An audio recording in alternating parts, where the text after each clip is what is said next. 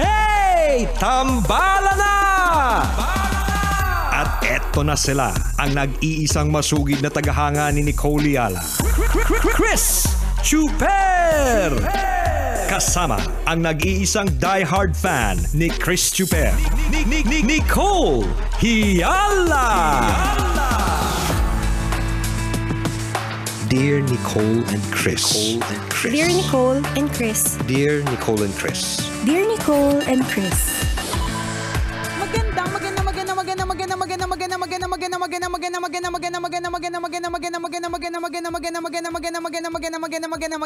Magandang morning, Luzon, Visayas, at Mindanao Metro and Mega Manila.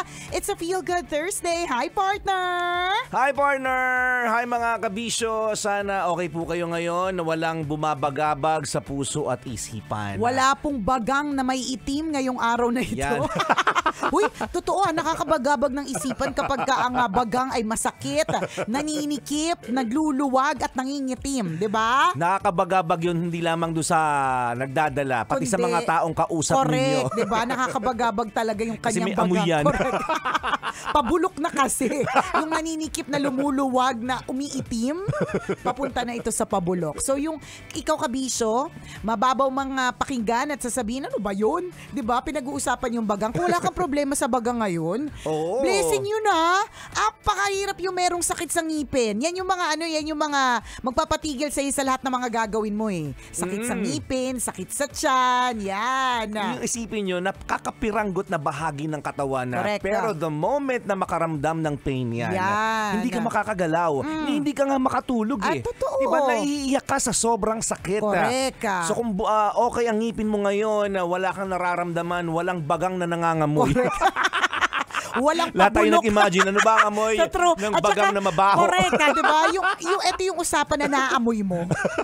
Yung kahit usapan lang siya, naaamoy mo siya. Diba? Pero alam nating lahat ang amoy. Correct. Amoy nating lahat, diba? So kung wala kang bagang na nangangamoy, bagang na nabubulok, di ibig sabihin, hindi pa bulok ang iyong oral health. Yan. So ibig sabihin, isang bagay na dapat mong ipagpasalamat, ay nako, na wala kang problema sa ganyan. Kasi napakahirap talaga, may mga iba tayong tambalanisan na ganyan yung nararamdaman ngayon, diba? Naiirata sa atin kasi pinagtatawanan natin yung bagang nila. Sorry na, pinagdaanan kasi namin yan. Alam mo naman, tayo kapag pinagdaanan natin yung problema, pagdating ng panahon, pagtatawanan na lang natin, di ba? Damay din kami sa mga pinagtatawanan namin ngayong umagang ito. So, alam namin yan eh, minsan tinawagan, binansagan din kami. Correct. Amoy bagang siya. Alam mo, okay naman siya, kaya lang mayroon talagang amoy ng bagang eh. Alam namin yan. At ngayon na hindi na kami bagangin, di ba? Ipinagpapasalamat natin at pinagtatawanan na lang. So, darating din yung panahon, gagaling din yung bagang mo, di ba? Siyempre, pupunta ka sa eksperto, kukonsulta ka dun sa tamang tao, di ba? Hindi yung sinabi lang nito, sinabi lang ganyan. Kapag ka na may nabubulok na parte ng katawan, di ba? Dapat sa eksperto po tayo pupunta. Naisip ko lang ngayon, parang ang galing din ng pagkakagawa ng mga salita, no? Kapag ang isang bagay ay mabaho, parang mabaho din yung salita. Correct. Yung bagang parang ang baho niya. Tingnan mo, yung salitang yung salitang alipunga. Parang ang baho diba? pakinggan, Yung alipunga parang ang dumi. Alam mo, parang may amoy talaga. An-an. Diba? Yung parang, dami mong alam. Alam mo, syempre partner, neto lang tayo medyo kuminis. Pinagtatawanan ko lang. Nagamot din pala. Kaya nga sabi ko, diba, huwag kang mag-alala, gagaling din ang lahat ng mga yan. Wala pong forever. Ganon. May pag-asang gumali ang lahat ng karamdaman mo ngayon. Ganon. Ang galing lang, no? Yung mga pagkakaimbento po ng salita. Isipin mo kung ang salitang maganda ay alipunga. Uy, ang alipungan niya. Correct, diba? Uy, parang, grabe, may namita ko kagabi. Grabe, ang tindi ng alipungan niya. Diba? Diba? Kung ang alipunga ay is equivalent to maganda. Kung ginamit, kung gagamitin siya as a positive term. Diba? Parang hindi bagay. Diba? Mas bagay pa rin yung maganda, malambing, malumanay. Diba? Tsaka tingnan mo, pag sinabi mo yung salitang malabsak, diba? Parang alam mo talagang malabsak siya, pangit. Correct. Hindi Parang, maganda. Diba? Burara. Yung Oo. salitang burara, kapag ka sinabi mong burara, alam mo parang ano, dikit siya sa bukaka. Alam mo yung ganun. Bukaka, di ba? Alam mo parang ano, parang papunta na sa Basta pawok. hindi Ganun. maganda. Basta Di ba? Ganun. Hindi may describe kasi ang Oo. pangit. Yung salitang pangit mismo, parang bagay na bagay yung salitang pangit sa kanya. Oo, ganun. Ang labo, malabo. Hindi. May binabagay yung salitang pangit. Di ba? No. Paano kung ang salitang pangit ay equivalent sa salitang, di ba, kaaya-aya? Or malambot. Uy, ang pangit Oo, mo. Diba? Di ba? Parang hindi bagay. Di ba? Diba? Pero, at saka lalo kapag ka negative yung term, negative din yung itsura. Oh. Wala pa ako nakitang na parang bulok yung bagang niya, yung malambing pa. Unless taga Iloilo, di ba? Malalambing Kaya magsalita. malalambing, kahit galit na, malambing pa rin, di ba? Oo. Pero, Ang galing, naturally, ganun eh. Kapag ka sinabi natin na, ang baho ng bagang niyan, tingnan mo yung itsura ko, partner. May ganun kaakibat, o kaya, alam mo, ang ganda niya, pero ang pangit ng paa niya. Di ba? May ganun, may kasamang kunot ng noo. Ay, wala lang, appreciation of the little things. Yes. Na ang galing lang. Tsaka ang galing lang na nung bata tayo wala tayong alam. Gugu gaga dada nana, di ba? Yan nga, Paano ulit? Gugu gaga nana dada. Na dati ganun-ganun lang yung alam natin. Tapos eventually alam na natin yung mga iba't ibang klase mga bagay, di ba? Totoo yun. Nakaka-learn. Sarap mabuhay, no? Oo, ang sarap. Alam niyo po yung mga little things like that kapag ka tinititigan at tinitingnan po natin na maigi, makikita po natin, ayan yung sinasabi natin na we magnify what we focus on. So kung mag-focus tayo dun sa mga maliliit na bagay pero mga magaganda sila, 'di ba? Magiging masaya ka din. Totoo yun. Ganun. Learn to appreciate. Diba? Yes. Appreciate what you have today. Correct. Ngayon, kasi hindi naman po sa nananakot, 'di ba? Pero today is all we have. Yes. 'Di ba? Pero again, dun sa mga masasamang damo, chill lang po tayo. Alam niyo Mahaba-haba naman, pa buhay mo dito. Matagal mamatay ang mga masasamang damo. Salamat na marami sa lahat ng mga kabisya nating masasamang damo na nakatutok, masasamang amoy ng bagang na nakatutok.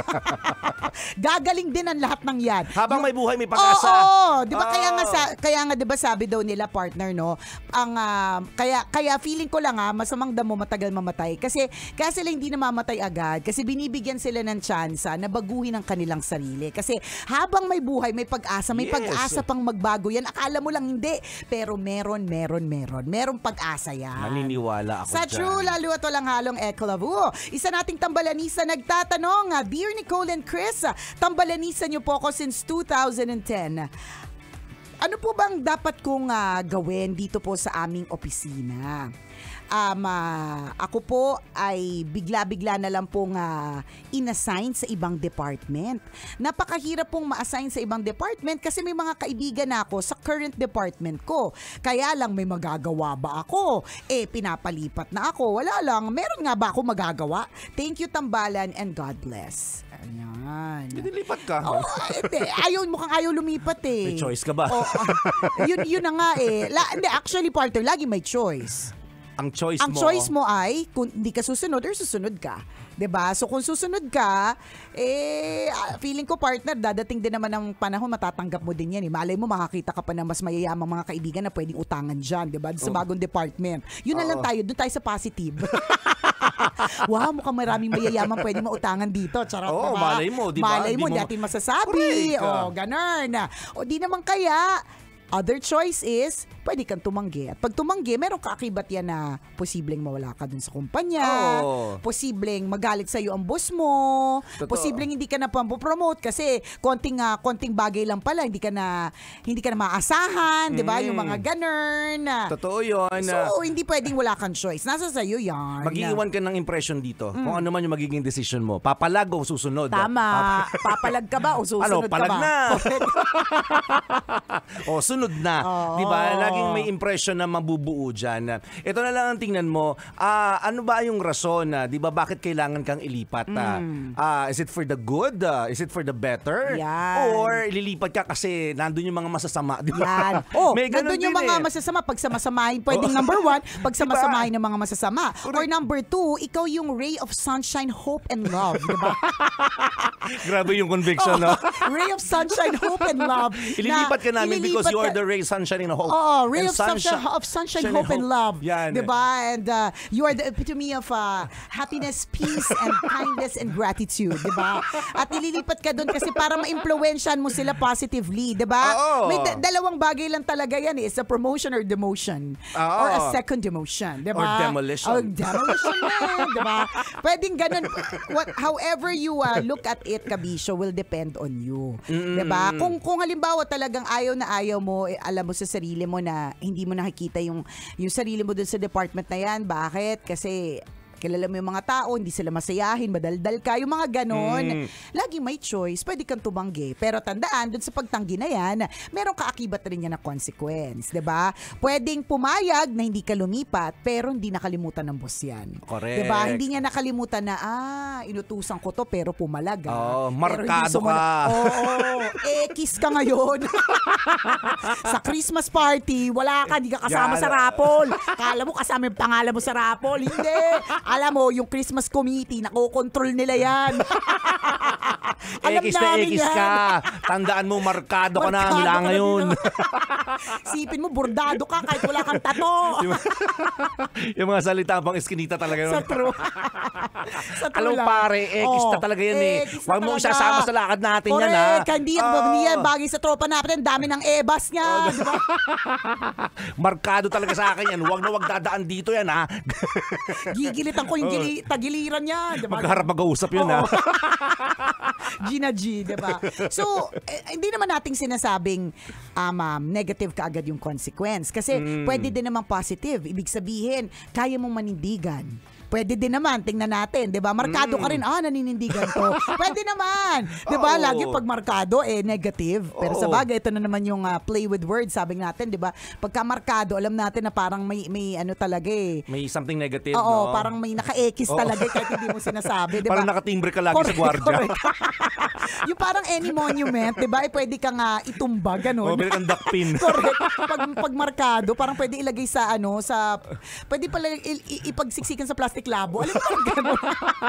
Parang pwedeng pusasan Oo, anytime. parang gano'n. Pag Parang isang markado. taong makasalanan. Kaya Gano'n. nga. Pero, pwede din naman na markado is, noted. Itong taong to hindi basta sumusunod, pero kasi meron naninindigan sa isang bagay, 'di ba? Pwede din ganon. Minamanmanan ka. Oo.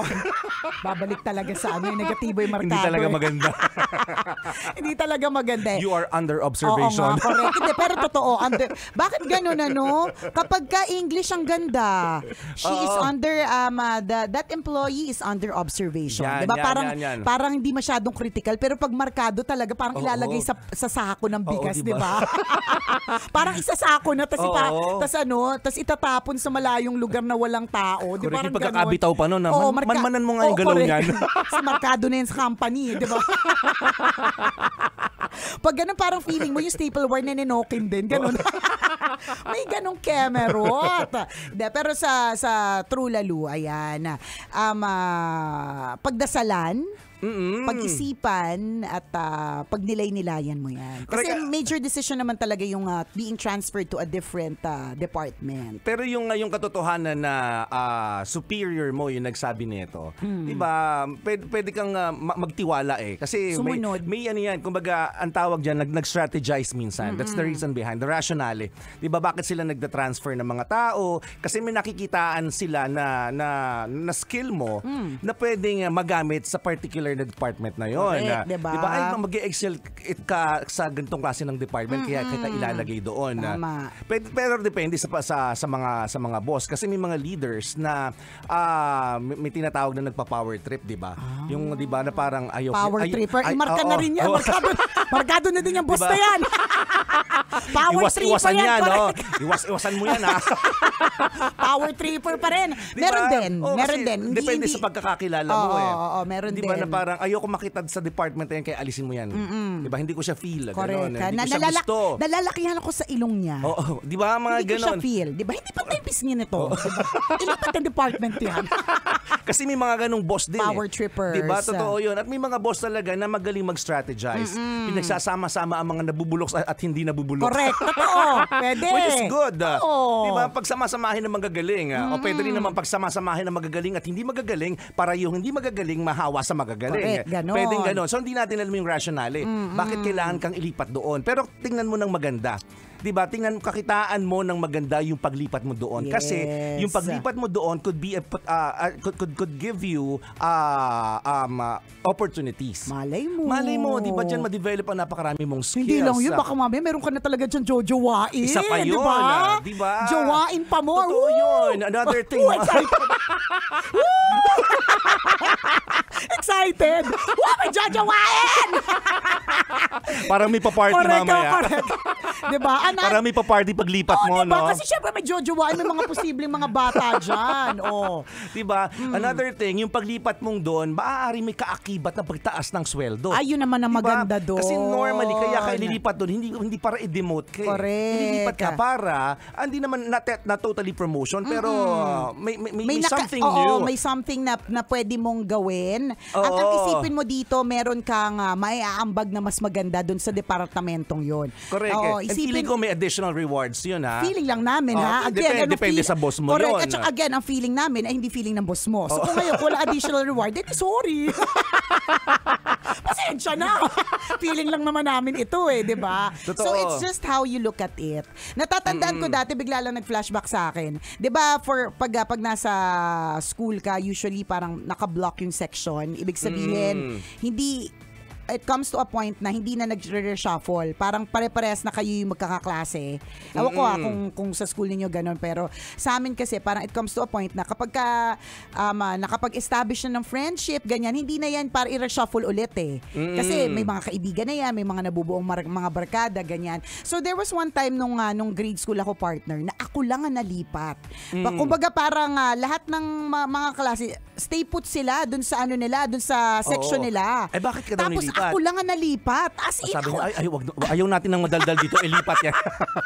Ako lang ang nilipat, partner. As in, ako yung bukod tangi nilipat. Yung mama ko umiyak pa nun sa mga admin kasi sabi niya, porque kami yung mahirap, kami yung nilipat. Ganyan. May ganung feeling yung nanay ko, di ba? Tapos, ang explanation sa kanya was, kasi si Emmy, ako po yun, di ba? Parang ang bait nung Emmy, no? Parang hindi bagay! Diba? Parang, kasi si Emmy, hindi siya nag-excel sa section na to.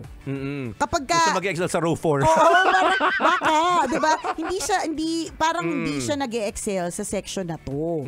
So, nilipat namin siya kasi palagay namin, mas mag-excel siya sa section na to. Diba? At sabi mo nga, partner, no, yung mga leaders, yung mga nasa admin, yung mga mas nasa taas, meron silang mga ways to strategize. Meron silang paraan ng pag-iisip na hindi parehas ng sa atin. And true enough, partner, nung nalipat ako dun sa kabilang section, dun na po nag-umpisa yung aking pagiging bibo-bibo at bida-bida. At nalaman agad at nakita ng mga admin yon, di ba? So dun mo titingnan, Kabisyo, na meron silang nakikitang maganda sa'yo. Correct. It's an opportunity. Yes! For you. Was brought to you by ACS